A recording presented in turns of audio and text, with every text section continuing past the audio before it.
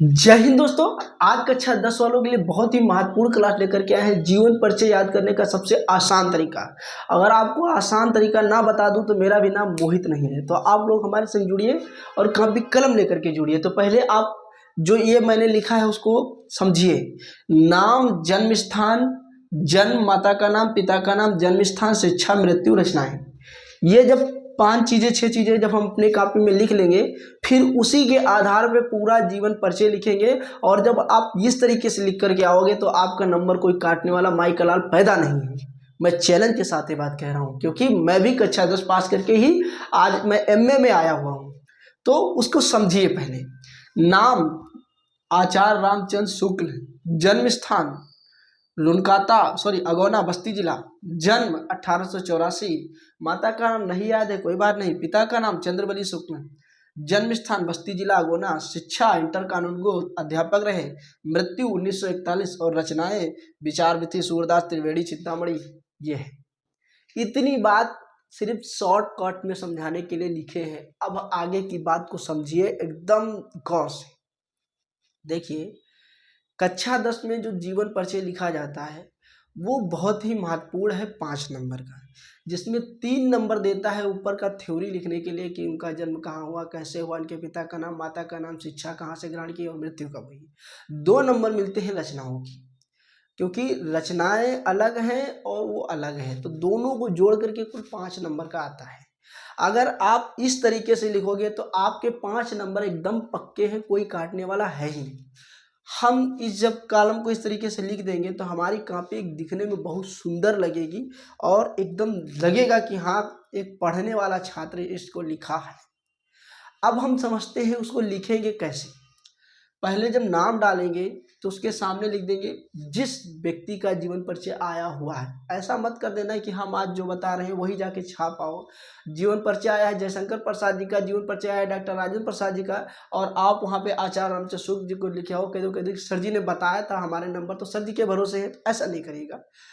अब उस व्यक्ति का जीवन परिचय लिखिएगा जिस व्यक्ति का जीवन परिचय आपके प्रश्न पत्र में आया हुआ है, क्योंकि आपके पाठ्यक्रम में तो कई व्यक्ति हैं लेकिन प्रश्न पत्र में कौन है उसको ध्यान में रखते हुए फिर समझिए। नाम क्या है? आचार्य रामचंद्र शुक्ल। जन्म कब हुआ? 1884 ईस्वी में।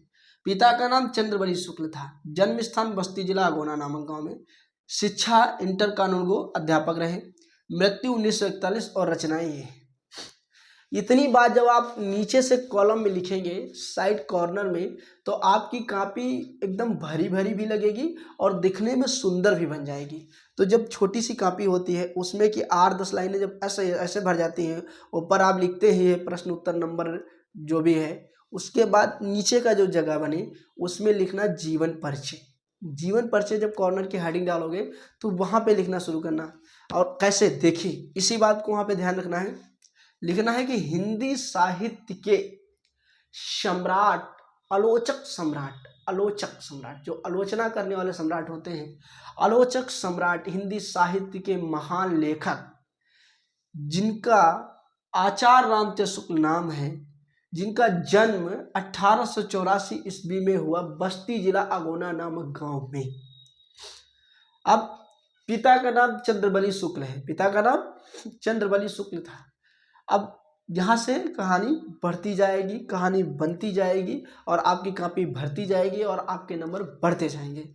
क्या लिखना है कि हिंदी साहित्य के आलोचना सम्राट आचार्य रामचंद्र शुक्ल जी का जन्म 1884 ईस्वी में बस्ती जिला अगोना नामक गांव में हुआ था। इनके पिता का नाम चंद्रबली शुक्ल जी था।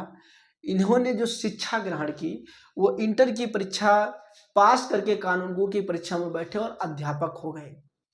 फिर इन्होंने विश्वविद्यालय में भी पढ़ाया। विश्वविद्यालय में पढ़ाया इन्होंने, अपने जो लिखा हिंदी साहित्य का इतिहास, जो कि इन्होंने जो लेख लिखे उन पर इनको पुरस्कार मिले और इनकी मृत्यु 1941 ईस्वी में हो गई। इनकी जो रचनाएं हैं प्रमुख हैं, हेडिंग में डाल देना इनकी रचनाएं प्रमुख हैं और नीचे लिख देना रचनाएं काले पेन से।